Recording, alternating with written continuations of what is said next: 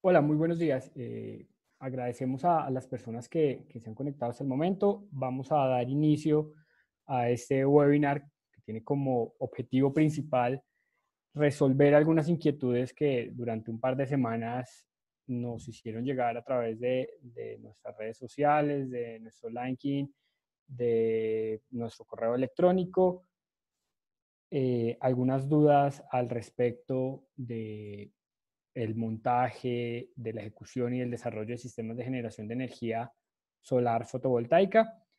Agradecemos pues una vez más a las personas que ya están conectadas. Vamos a dar inicio. Esperamos que algunas personas que van faltando se vayan sumando a la presentación pues mientras vamos avanzando. Eh, Primero que todo, deseamos hacer una presentación sencilla de lo que somos nosotros en Saufer Soluciones. Saufer es una empresa colombiana con más de 15 años de experiencia en la industria. Desarrollamos proyectos en diferentes unidades estratégicas de negocio, desde temas de automatización de válvulas y de actuadores, hasta eh, desarrollo de centros de control, sistemas de automatización y telemetría y SCADA. Y tenemos una división encargada específicamente del desarrollo de aplicaciones de generación con energía solar. Saufer cuenta con un sistema de gestión certificado desde ya hace más de 10 años en las principales normas en temas de calidad, de manejo ambiental y de seguridad y salud en el trabajo, lo que también hace que todos nuestros procesos y los proyectos que desarrollamos pues estén blindados también de alguna forma con parámetros y procedimientos que procuran garantizar la calidad en todo lo que hacemos. Bueno, aquí una breve presentación mía. Mi nombre es Gilberto Ortiz. Yo soy el director comercial de la División de Energías Renovables de Saufer, Saufer Smart Energy. De profesión soy ingeniero electrónico. Ando actualmente, ya hace un par de años, trabajando muy fuerte en los proyectos de generación de energías pues, a través de fuentes renovables, temas de sostenibilidad energética. Pues he llevado pues como mi carrera en temas de comerciales y en temas de ejecución de proyectos pues en estas líneas. Dentro del alcance de desarrollos de proyectos que tenemos en Saufer, nos centramos básicamente en 4 modelos de proyectos fotovoltaicos que podemos hacer.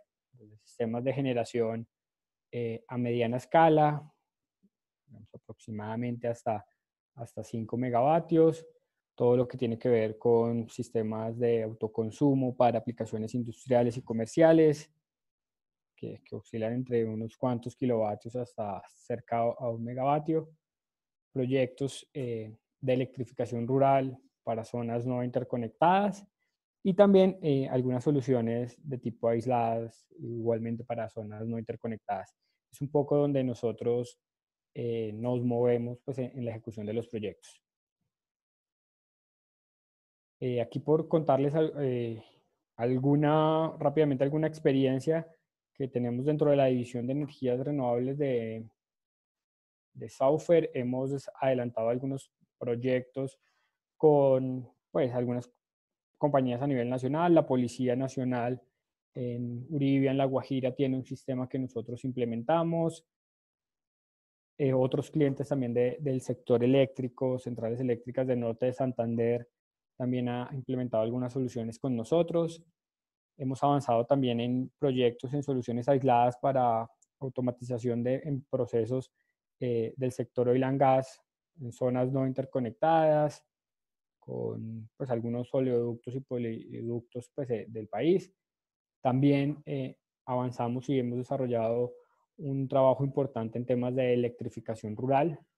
Desarrollamos hace ya casi un año una mini red híbrida para zona no interconectada, un proyecto muy interesante que ejecutamos y adelantamos con Enel Codensa.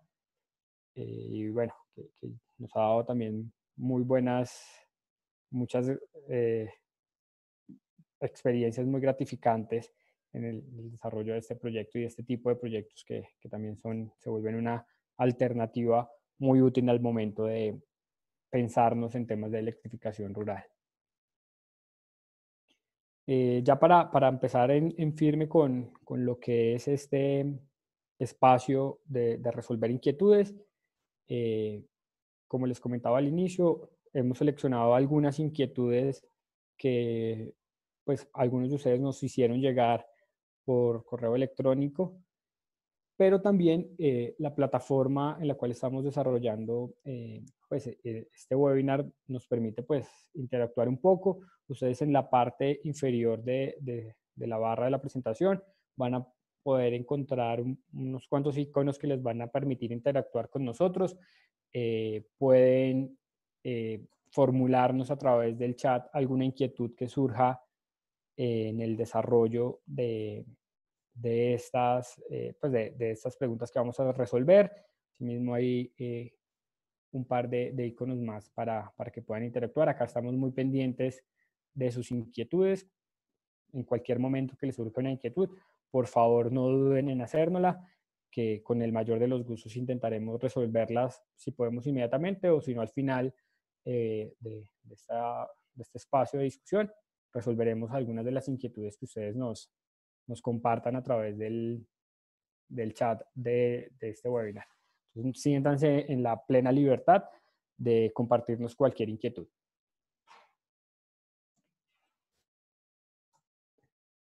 Bueno, dentro de la selección de preguntas, identificamos algunas preguntas, digamos, llamémoslas así, frecuentes.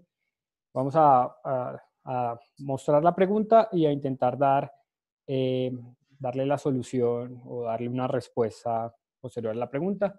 La primera pregunta, o una de esas preguntas que nos enviaron es ¿cuánta energía puedo generar con un sistema solar? Y para intentar dar una respuesta a esta primera pregunta, pues debemos tener en cuenta dos aspectos fundamentales. El primero está ligado a todo lo que tiene que ver con las características propias de la instalación, en temas de la ubicación geográfica, donde vamos a tener que determinar estas horas solares pico. Hay múltiples herramientas de software, múltiples herramientas online para intentar determinar o que nos permiten de alguna forma determinar las horas solares pico. Otro parámetro fundamental para conocer pues cuánta energía puedo generar en una instalación fotovoltaica es también conocer el área disponible o el área que yo voy a ocupar con módulos fotovoltaicos. Y otro parámetro que se vuelve muy importante al momento de evaluar los sistemas es conocer y determinar la temperatura ambiente del sitio de instalación. Eso como respuesta o como parámetros que nos van a indicar cuánta energía puedo generar de acuerdo pues, a dónde voy a hacer y cómo voy a hacer la instalación. Pero también esta pregunta se resuelve identificando los tipos de módulos o paneles, módulos fotovoltaicos que se van a usar y poder también identificar algunos parámetros técnicos dentro de estos módulos que van a influir directamente en la capacidad que tengan de convertir la radiación solar en energía eléctrica finalmente. Entonces, parámetros como la tecnología de fabricación del módulo fotovoltaico, monocristalinos, policristalinos, ya tal vez adelante hay una pregunta relacionada a esto, la potencia unitaria que tengo por módulo, la eficiencia del módulo, el coeficiente de temperatura de los módulos, también se vuelven parámetros fundamentales al momento de poder identificar cuánta energía yo puedo generar en una instalación fotovoltaica. Desde Saufer y desde nuestro equipo de diseño e ingeniería, acompañamos y solemos acompañar todo nuestro proceso comercial con algunos análisis de simulación, con algunos cálculos del dimensionamiento previo de las soluciones para que, digamos, que podamos, teniendo en cuenta estos factores que estamos viendo, determinar finalmente cuánta energía voy a poder yo generar o cuánta energía me va a generar mi sistema, pero dependerá mucho de las características puntuales del sitio donde lo voy a instalar.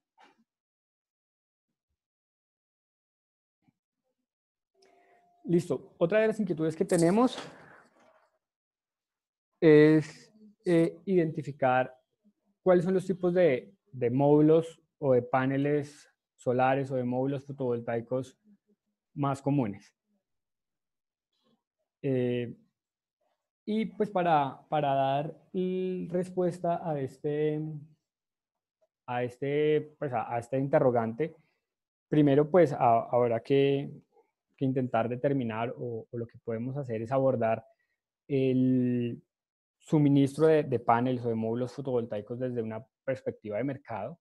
Finalmente, comercialmente, el mercado pues está basado o seguirá muy fuerte en el mercado de los módulos basados en silicio. El silicio es uno de los minerales más abundantes en el planeta y que pues se han realizado muchos procedimientos ya para poder cada vez optimizar el uso del silicio como material. Entonces, comercialmente seguiremos viendo módulos fotovoltaicos de silicio, digamos, muy fuertes o en el 99% de los proyectos usaremos módulos basados en silicio, que ya pueden ser módulos monocristalinos, módulos policristalinos o amorfos, que en eso no vamos a entrar mucho en el detalle, que es lo convencional. Pero lo que sí se viene muy fuerte a futuro y lo que sí nos permitirá también tener algún análisis de las posibles o de lo que comúnmente empezaremos a ver comercialmente y en las aplicaciones, son nuevas tecnologías de fabricación. Algunas de ellas, las tecnologías PERC, que bueno, aquí tenemos un pequeño gráfico, pero finalmente lo que intenta la tecnología PERC es optimizar un poco la reacción eléctrica que genera el fotón dentro del wafer de silicio a través de incluir en la fabricación una capa de un dieléctrico. También empezaremos a encontrar mucho o a ver muchas tecnologías de fabricación orientadas a lo que se denomina Hall cell, celda dividida, Q-cell, que es tomar la celda convencional del silicio que se hacía más o menos 12 por 12 centímetros, si no estoy mal, y dividirla a la mitad a fin de que la corriente que circule por esa celda sea pues, la mitad, sea mucho menor. Y pues esto pues también otorga algunos beneficios importantes en el comportamiento entre las sombras, en las pérdidas por temperatura de los módulos, que van a hacer que cada vez más vayamos encontrando módulos, bien sean monocristalinos o policristalinos, con esta tecnología de fabricación. Y otra tecnología que se está moviendo muy fuerte y que igualmente tiene muchas ventajas son las tecnologías bifaciales, donde vamos a poder tener la posibilidad de que, pues, en términos generales, un módulo fotovoltaico nos produzca energía por sus dos caras, que serán muy útiles para algunos tipos de aplicaciones.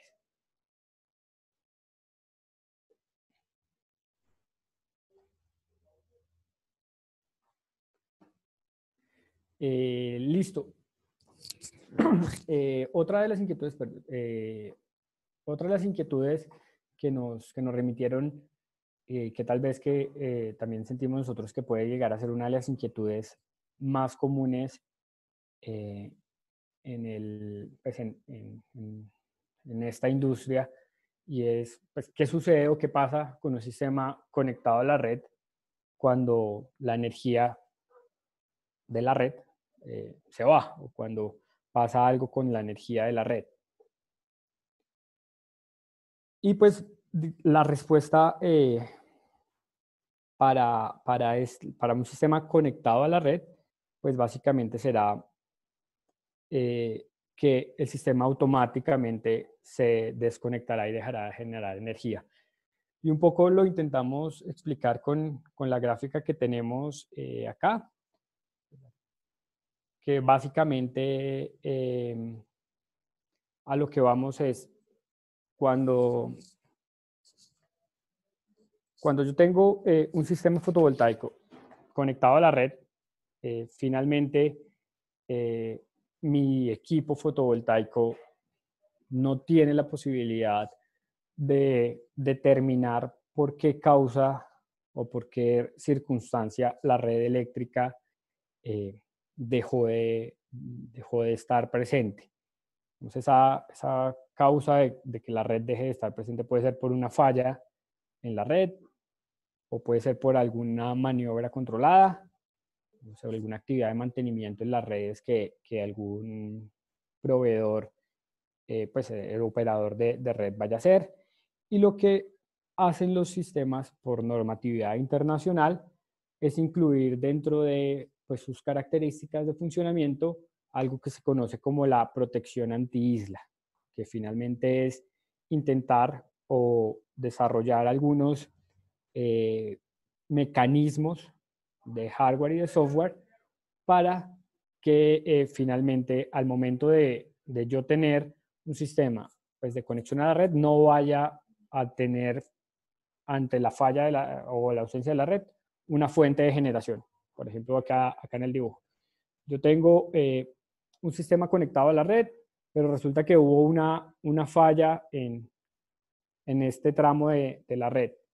Si yo sigo teniendo un sistema que se conecte a la red, que tenga la posibilidad de entregar excedentes a la red, finalmente lo que voy a tener yo es un generador conectado a esa red, que en el eventual caso de una falla, puede que ocasione pues, una falla mayor o en el peor de los escenarios, alguna afectación a alguna vida humana, que es por lo que, o el motivo principal por lo cual los inversores cuentan con este tipo de protecciones, que operan de acuerdo pues, al fabricante con algunos tiempos de respuesta más rápidos que otros, con algunas metodologías o sobre algunos algoritmos diferentes, pero pues, en su gran mayoría, o por decirlo de otra palabra, todos los fabricantes que cumplan normatividades internacionales UL o IS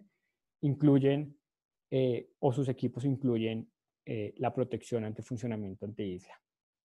Cuando se restablece el servicio con los niveles en tensión y en frecuencia adecuados y para los cuales se ha programado y que están de acuerdo pues, al código de red, el sistema automáticamente inicia un proceso, o los equipos, los inversores inician un proceso de reconexión, que también en algunos fabricantes es configurable pues, el tiempo que tarden en la reconexión, pero inician la reconexión y vuelven pues, a generar energía de manera convencional.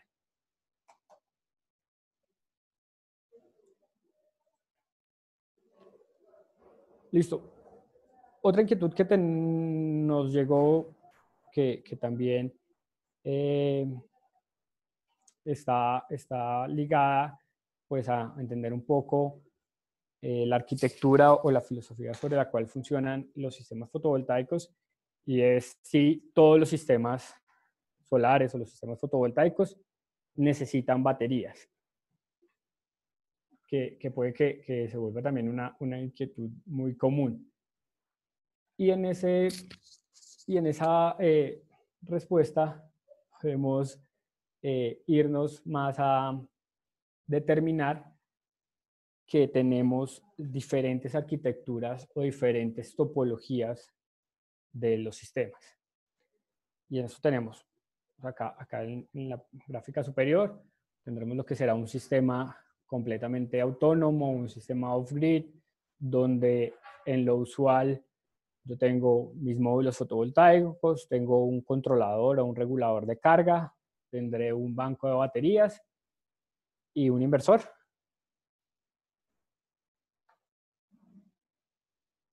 En este tipo de sistemas, los sistemas completamente autónomos, pues necesariamente necesitaré yo tener baterías. Pues, digamos que en este tipo de sistemas tendré. Hay otros tipos de sistemas que se conocen comúnmente como los sistemas conectados a la red o on-grid o grid-tie, que son como algunos o pues, algunas denominaciones que se les da y que la industria las da y que pues, de acuerdo pues, al país serán más comunes unas que otras, pero básicamente se conocen como un grid tie o conectados a la red, donde yo lo que voy a hacer, un poco lo que mostramos en la figura anterior, yo voy a tener un arreglo fotovoltaico que se conecta a un módulo, a un inversor, y el inversor se conecta a una red eléctrica de referencia. En este tipo de sistemas, yo no requiero tener ningún tipo de almacenamiento. Y existen otras topologías de sistemas que se conocen como los sistemas híbridos, donde en estos sistemas ya conjugamos el suministro de energía a través de la red eléctrica o de un grupo electrógeno, un generador diésel o gas, con el suministro de energía fotovoltaica y el almacenamiento de baterías. Vemos que en este tipo de sistemas también serán necesarios el uso de bancos de baterías. Entonces, pues digamos que como un poco como respuesta a esa inquietud, el uso de baterías dependerá del tipo de sistema que se adecue a las necesidades y a los requerimientos energéticos de cada instalación. Entonces es importante también dentro del proceso, y nosotros acá desde Software contamos con un equipo de ingeniería y diseño que nos ayuda y nos apoya desde el momento de definir cuál es la arquitectura más adecuada para cumplir con las necesidades energéticas de alguno de nuestros clientes, y de ahí saldrá pues cuál es la topología o cuál es el tipo de sistema más adecuado, y asimismo si se requieren o no bancos de baterías y también la capacidad de este banco de baterías. A través de nuestro chat recibimos una inquietud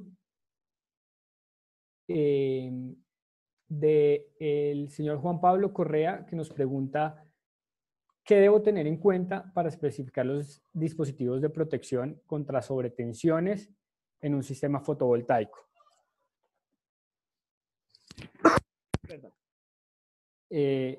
Y hacemos una pausa acá o la respondemos al final. Y pues hacemos una pausa acá para responder la inquietud, para poder yo identificar o determinar cuál es el dispositivo de protección contra sobretensión, el DPS más adecuado que yo debo incluir dentro de mi sistema fotovoltaico. Pues tengo yo que tener en claro o debo yo evaluar dos elementos fundamentales. Primero es el sitio de instalación, evaluar el nivel de descargas atmosféricas en el sitio de instalación. Eso me determinará si requiero yo un DPS tipo 1 o tipo 2. También evaluar un criterio ahí bien importante, y es el cumplimiento de normatividades internacionales. La ANEC, por ejemplo, nos pide instalar DPS o dispositivos de protección contra sobretensiones. Y también debo yo tener muy en cuenta las condiciones sumado a las condiciones del nivel de descargas atmosféricas del sitio de instalación, también determinar si en el sitio de instalación yo cuento con sistemas de apantallamiento, sistemas de protección contra descargas atmosféricas o algunos otros pues, tipos de sistemas o de protecciones adicionales que van a hacer que también de acuerdo pues, a la normatividad internacional para el desarrollo e implementación de los sistemas fotovoltaicos, yo pueda poner o no un DPS o la característica del dispositivo de sobretensión varíe.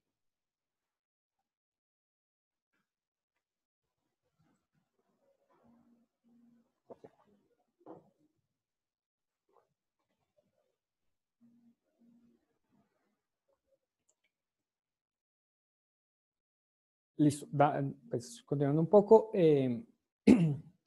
y otra de las inquietudes que nos habían compartido eh, es, pues, ¿puedo instalar paneles solares o módulos fotovoltaicos en el techo de mi empresa? Y la respuesta, digamos, también debe partir o debe nacer de un análisis propio del lugar de instalación. Primero, porque al instalar yo módulos sobre la cubierta, sobre el techo, voy a aportar un peso adicional a la estructura de aproximadamente 17 kilogramos por metro cuadrado. Entonces, pues debo yo ser consciente y pues tener la información suficiente que me permita evaluar si mi estructura, pues, coloquialmente, si mi techo me va a soportar ese peso, esa carga estática de manera adicional. Asimismo, pues el cumplimiento de normas de construcción como la NSR10 de construcciones sismoresistentes. Debo yo saber si al aportar esa carga adicional y pues mi edificación sigue cumpliendo con estas normas o si por el contrario pues tengo yo que hacer alguna otra modificación. Asimismo, y pues para nosotros es un tema fundamental, pues va ligado a la ejecución de trabajos en alturas. Entonces, la resolución del Ministerio de Trabajo, la 1409, para trabajo en alturas, tendré yo que verificar e identificar si mi cubierta, si mi techo cuenta con líneas de vida, puntos de anclaje y pues los demás elementos requeridos para poder realizar una actividad o realizar un trabajo sobre la cubierta. Entonces se vuelve también un parámetro fundamental al momento de evaluar si puedo o no, o qué implicaciones pues tendrá el instalar módulos en el techo. Asimismo, también ya un poco más llevado a identificar en la instalación cuál es el tipo de cubierta que nos permita determinar cuál es el tipo de anclaje requerido y algunas limitaciones que puedan tener algunos tipos de cubiertas para el anclaje de los módulos. Y un tema fundamental que va un poco a la parte técnica y a la parte de producción de energía, y es el realizar un análisis de sombreados sobre la futura instalación que yo voy a hacer, porque usualmente yo en mis cubiertas tengo ductos de, pues, elementos de aire acondicionado, ductos de ventilación, chimeneas, tengo también la presencia de sombras de edificaciones aledañas o de árboles que, que me pueden generar sobre mi cubierta, sobre mi techo, algún tipo de sombreado que va a impactar de manera directa la producción de energía e incluso hasta la vida útil o la operación de los módulos fotovoltaicos que yo instale.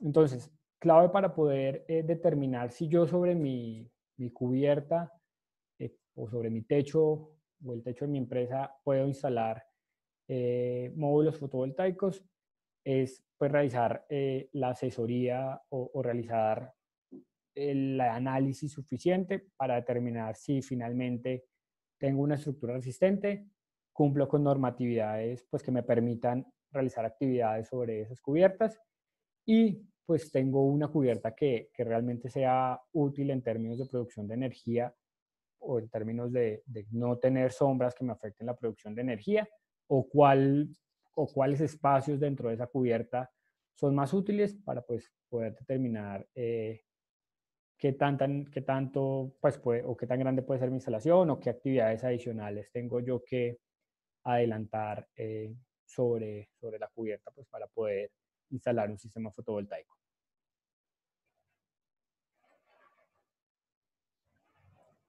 Listo. Otra de las inquietudes que tal vez una de las más comunes que nos llegó va un poco pues a resolver interrogantes si se deben limpiar los paneles o los módulos y con qué frecuencia se deben limpiar.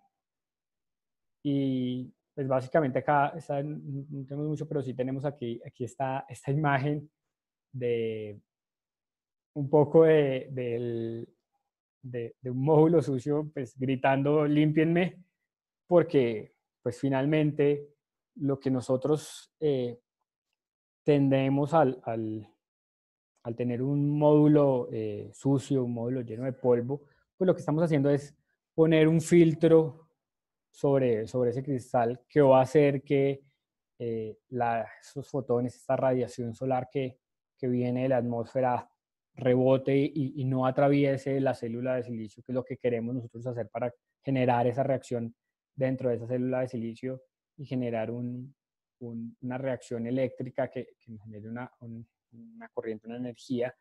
Entonces, cada vez o entre más sucios estén los módulos fotovoltaicos, menos eficientes van a ser. Entonces, digamos como resolviendo el, el primer interrogante, si se deben limpiar, sí, los módulos deben limpiarse. Finalmente, es un cristal, que como no sé, es fácil a veces uno salir a la ventana de la casa y ver que el cristal se ensucia, entonces sí habrá que limpiarlo. También hay digamos, otros efectos que se pueden causar por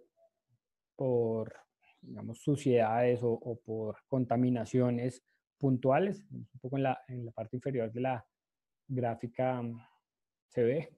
Es común pues, que un pajarito pase por el arreglo de los módulos fotovoltaicos o que caiga algún elemento o pues, algún elemento contaminante en un punto específico del módulo. Y esto pues a futuro empezará a ocasionar que en ese punto se genere algo que se conocen como puntos calientes, y es que ese pedacito de esa célula fotovoltaica va a dejar de generar energía, pues de generar energía y va a empezar a consumir parte de la corriente que está circulando por esa célula y va a hacer que se caliente, entonces se vuelve un punto caliente, que también pues habrá que a futuro adelantar pues las actividades propias para limpiarlo. ¿Con qué frecuencia se deben limpiar los módulos fotovoltaicos? Es que la frecuencia va mucho más ligada a las condiciones puntuales de la instalación, a identificar nosotros en el sitio donde estamos instalando nuestros módulos fotovoltaicos cuál es el nivel de polución. No es lo mismo instalar unos módulos fotovoltaicos en una zona semidesértica, no sé, en La Guajira, donde puedo yo tener mucha presencia llamémoslo, tormentas de arena o un ambiente muy contaminado por arena, o instalarlo pues en una industria cementera o una industria ladrillera donde su misma atmósfera está contaminada por el proceso que realizan, a instalarlos pues en otra ubicación donde pues las condiciones de polución y las condiciones ambientales sean mucho más favorables. Nosotros como desarrolladores de este tipo de proyectos eh, sugerimos que los módulos sean limpiados o se haga algunas actividades de limpieza sobre el arreglo fotovoltaico por lo menos una vez al año. Pero pues también dependerá, como les comentaba, puntualmente de las condiciones específicas del sitio de instalación. habrá sitios donde requiera yo un poco más de frecuencia.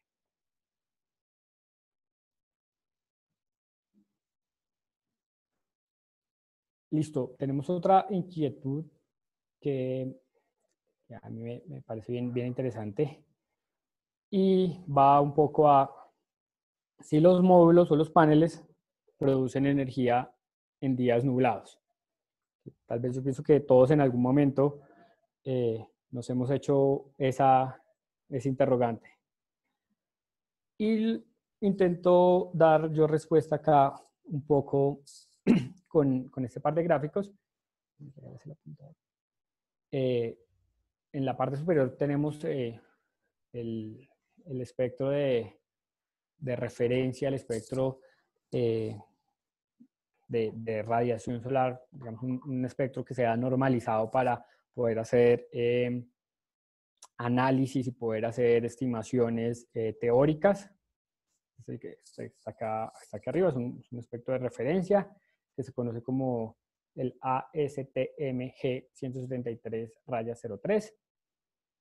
Y en la parte inferior tenemos un estudio que se realizó, pues un estudio teórico que se realizó sobre algunas tecnologías de módulos fotovoltaicos para determinar su respuesta a diferentes longitudes de onda de este espectro de irradiancia solar que llega sobre la Tierra. Entonces, vamos a centrar acá en esta línea azul, no sé si la siguen, esta línea azul sería la respuesta de un módulo de silicio monocristalino. Entonces, si seguimos la respuesta azul, un módulo comercial común, pues podemos ver que el módulo responderá a longitudes de onda que van desde los 300 hasta los 1100, 1200, tal vez, nanómetros. Entonces, pues, ¿qué sucederá? Y pues también, aclarando un poco, una nube o un día nublado, el efecto de las nubes también será un efecto un poco de filtro, que corten algunas de estas longitudes de onda. Sin embargo, digamos que un módulo monocristalino tiene un espectro amplio de operación. Si vemos, por ejemplo, un módulo amorfo, el módulo amorfo que es la línea azul punteada, esta línea azul es mucho más corta, entonces en esta tendremos longitudes de onda desde los 300 hasta los 800 nanómetros aproximadamente. Entonces será un módulo que al momento de tener días nublados, su respuesta sea pues diferente.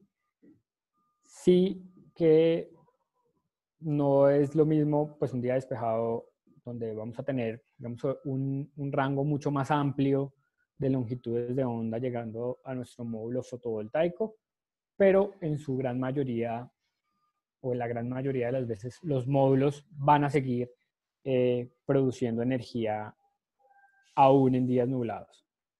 Que si vemos por ejemplo la curva del módulo monocristalino, no será lo mismo yo tener una longitud, no será lo mismo esa respuesta a una longitud de 300 nanómetros a la respuesta a una longitud en 1000 o en 900 nanómetros, que es como los picos donde, de respuesta a este tipo de módulos. No será igual, pero sí que el módulo seguirá produciendo energía. Y también otra de los beneficios o de las cosas a las que favorecería, por ejemplo, tener un día nublado o la presencia de días nublados, es también a la respuesta en temperatura de los módulos fotovoltaicos. Pudiéramos asociar nosotros un día nublado a un día de baja temperatura, lo que va a hacer que la célula, el módulo fotovoltaico esté más frío y que asimismo no se vayan a presentar pérdidas por temperatura. Entonces, en respuesta a esta inquietud, que también es una de las inquietudes más comunes que nos hacen a nosotros muchas veces, si los módulos funcionan en días nublados, sí funcionan, que puede que su rendimiento no sea al máximo en un día nublado, pero seguirán funcionando, seguirán generando energía e inclusive podrán también generar pues, o esa pérdida por el filtro que generan las nubes, también puede que ayude un poco pues a compensar, digamos, o se compense un poco con el efecto de una baja temperatura sobre las células fotovoltaicas.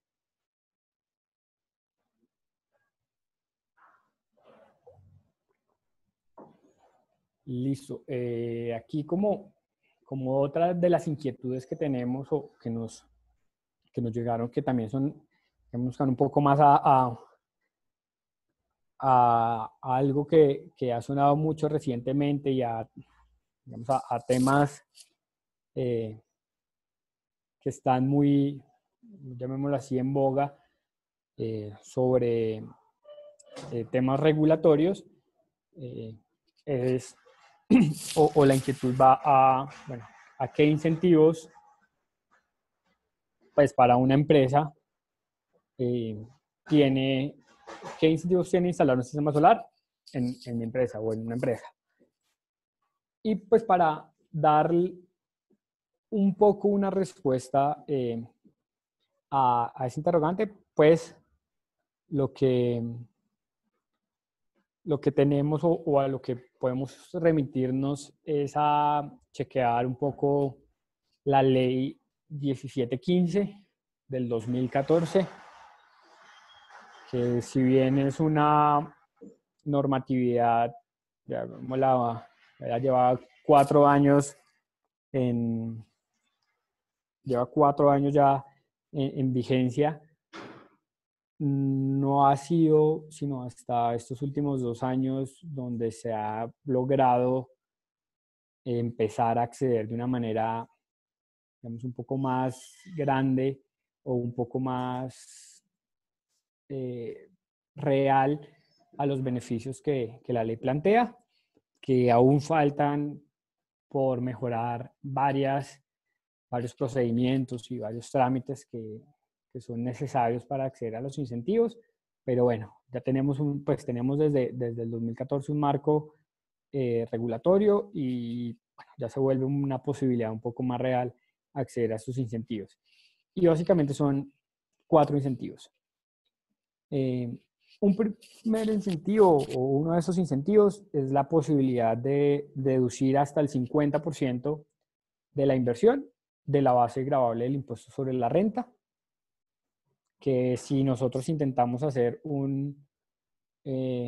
bueno, parte de los ejercicios que hemos hecho nos han permitido identificar que este incentivo se ve reflejado en un ahorro de entre el 6% y el 8% de lo que sería el valor normal que la empresa pagaría por el impuesto.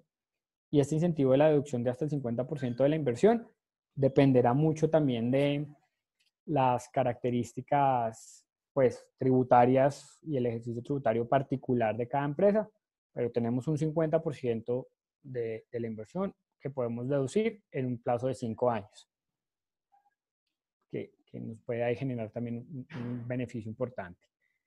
Otro de los incentivos, digamos y que también en estos momentos se vuelve relevante un poco, y es la posibilidad de que excluir los bienes y servicios propios del desarrollo, propios de la instalación fotovoltaica, de pagar el impuesto del IVA, que actualmente es 19%. Entonces, pues eso nos ocasionará o será un ahorro del 19%,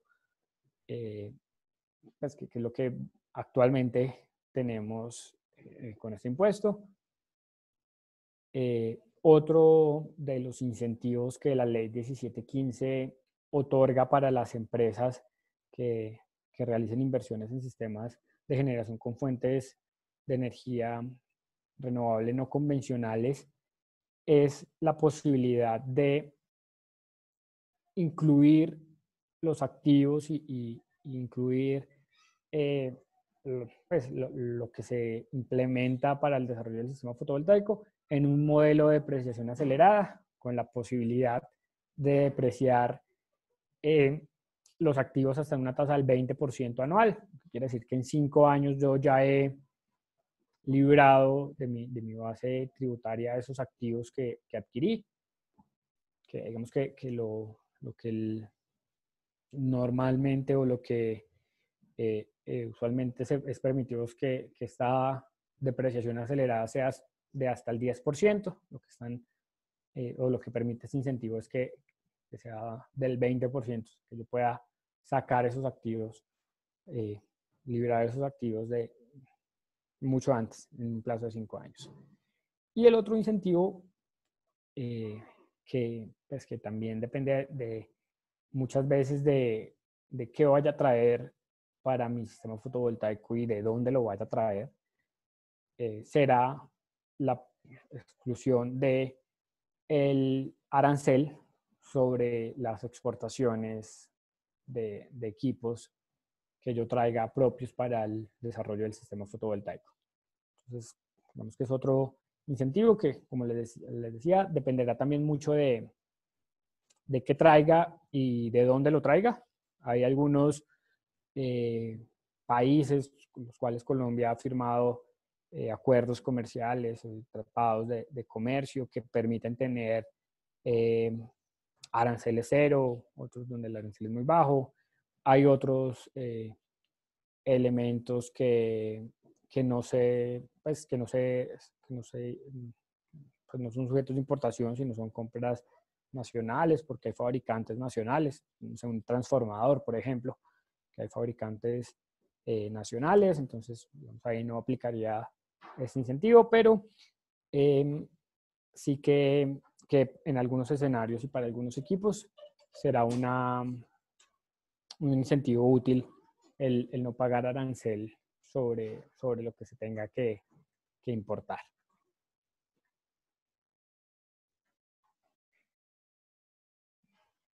Listo. Y ya pienso yo que esta es de las últimas preguntas que tenemos, que también es algo que se ha visto, pues, o por lo cual nos han preguntado también mucho últimamente y obedece a un poco al momento, digamos, regulatorio y al momento de mercado que estamos viviendo. Y es la inquietud de qué se debe hacer para vender la energía que un sistema fotovoltaico que yo instale pues produzca, pero que yo no consuma, o sea, para vender esos excedentes. Y la respuesta, digamos, nos lleva a chequear un poco la normatividad actual, la CREC 030, la resolución CREC 030 que salió este año, es una resolución recién salida del horno, donde nos establece primero 2 límites en potencia instalada para los sistemas inferiores a 100 kilovatios y sistemas que se encuentran entre 100 kilovatios y 1 megavatio. Y a cada una de estas 2 clasificaciones otorga o reglamenta, regula algunas actividades necesarias para la conexión del sistema y para la venta y remuneración en bonos de energía de esos excedentes. Entonces, para sistemas inferiores a 100 kilovatios, digamos que todo parte también de una verificación de disponibilidad de la red y ese circuito del cual yo me voy a conectar, que se realiza pues a través de la página del operador de red con el código del circuito o el código del transformador.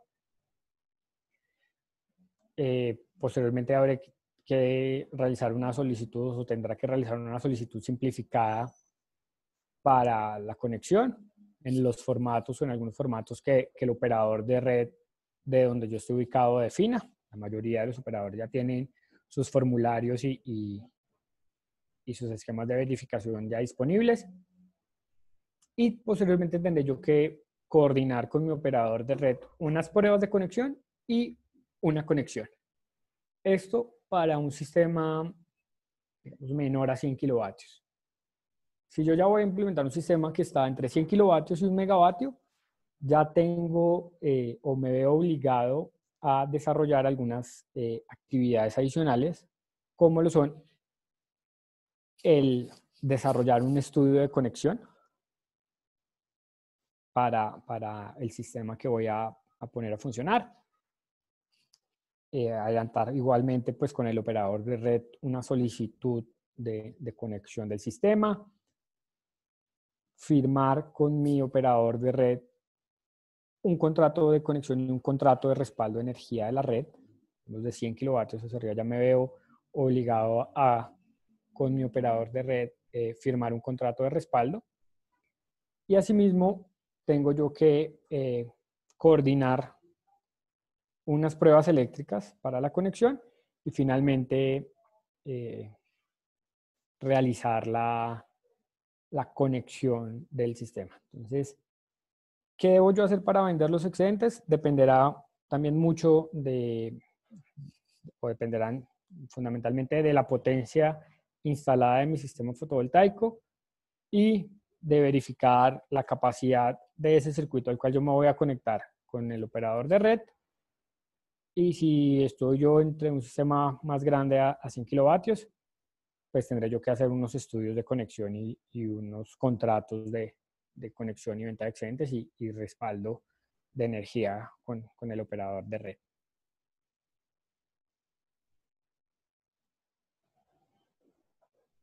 Listo, pues estas eran las preguntas, digamos, algunas de las preguntas que nosotros logramos recoger a través de una actividad que hicimos hace un par de semanas y que algunos de ustedes nos compartieron por correo electrónico. Dejo yo la posibilidad de que en el chat en este momento nos hagan un par de preguntas adicionales si las tienen. Igual seguir agradeciéndoles el espacio, agradeciéndoles a las personas que estuvieron conectadas en este webinar y a las personas que nos enviaron sus inquietudes, agradecerles la posibilidad de abrir esos espacios de conversación. Quedo yo atento si alguno de ustedes tiene alguna inquietud y cualquier información adicional. Acá están nuestros teléfonos y nuestra dirección de correo electrónico para que con todo gusto puedan remitirnos cualquier solicitud, cualquier interés, cualquier inquietud. Y aquí estamos muy pendientes. Yo disponibles para verificar si tienen alguna inquietud. Cualquier cosa, seguimos muy dispuestos acá desde Saufer Soluciones.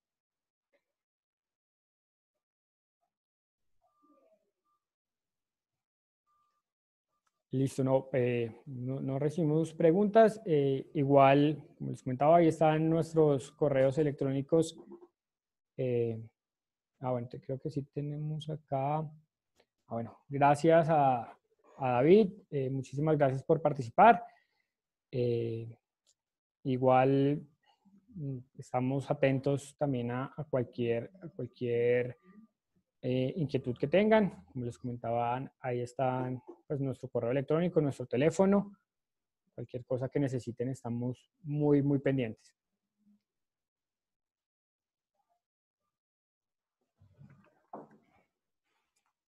Listo. Aquí tenemos una inquietud.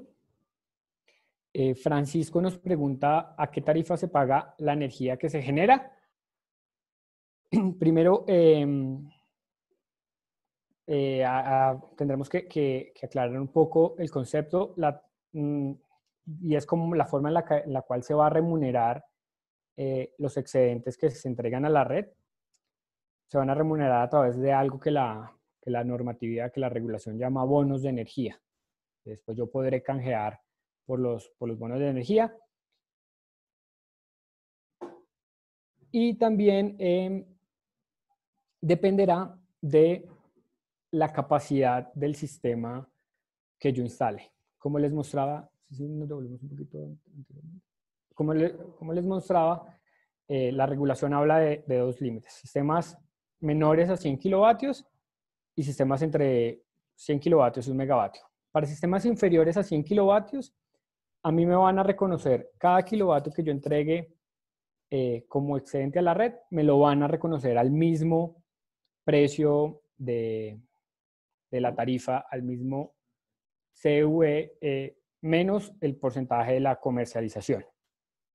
Digamos que si chequeamos un poco cómo está compuesta la tarifa de energía, que se conoce como el CV, pues tenemos un componente de generación, un componente de transmisión, de distribución, de comercialización, de pérdidas y de restricciones. Para sistemas inferiores a 100 kilovatios, digamos que mi CV son todos los componentes menos el de comercialización. Para sistemas mayores a 100 kilovatios hasta 1 megavatio, solo me van a reconocer por cada kilovatio que yo agregue a la red como excedente el componente de generación de mi tarifa. Entonces, digamos que a Francisco, en temas de valor, de tarifa, también dependerá mucho de dónde yo esté y de cuál sea la tarifa que tiene mi operador de red. Pero si yo instalo un sistema inferior a 100 kilovatios, es prácticamente el CV menos el porcentaje de comercialización, y si mi sistema es mayor a 100 kilovatios, solo me van a reconocer el porcentaje de generación. De ese CV, solo la G. José nos preguntaba si la presentación estará disponible. Sí, nosotros les compartiremos al correo electrónico con el cual ustedes se registraron esta memoria, pues para que la tengan, y igual también nuestros datos de contacto para lo que necesiten a futuro.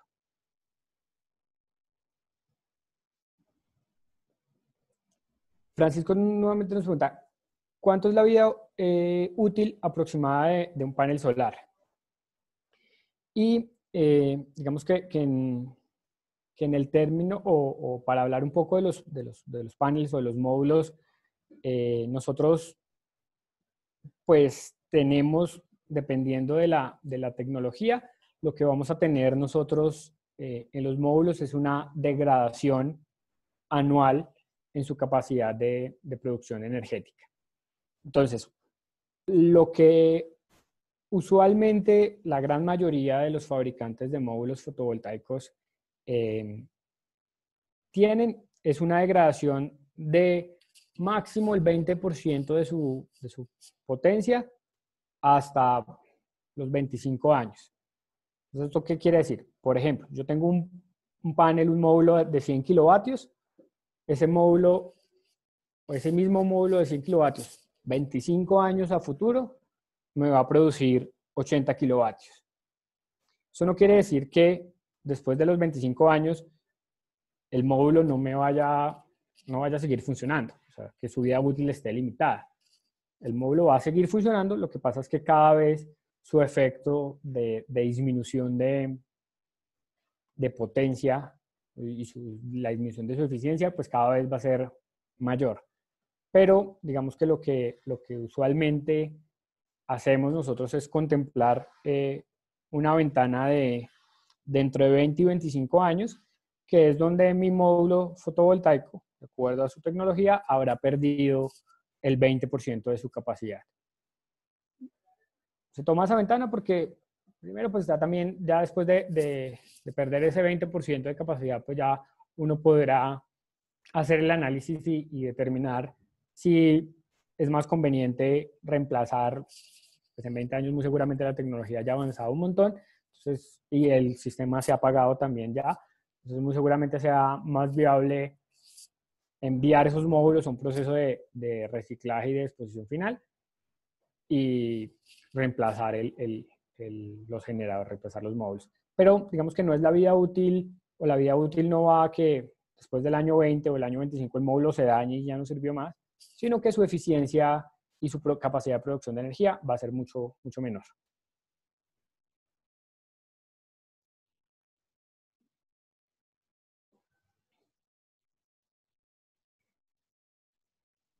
Listo, no, Francisco, muchísimas gracias a usted también por estar con nosotros en este webinar. No sé si alguien más tenga alguna última inquietud. Juan Pablo Correa, también muchísimas gracias. Estamos acá muy atentos pues, para atenderlos.